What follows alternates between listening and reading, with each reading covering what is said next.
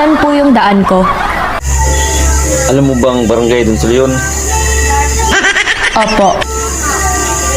Kung nandyan ka na sa crossing, pakanan ka. Tapos dito Opo. ka, basta pakanan lang. Andito na po ako. Kakanan po. Kung makita mo na ako, tago ka dahil dito asawa ko. Tapang.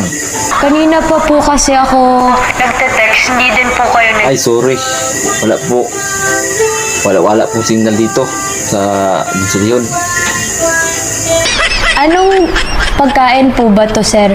Pagkain ay piritong bakbak. Ano po? Piritong bakbak. Super yummy lagi. Lami kayo. Pwede po ba uwi ko na to, sir? Oo, pwede kayo. Basta ikaw. Pero sa isang kondisyon, peace lang. Kayo na pong bahala, sir.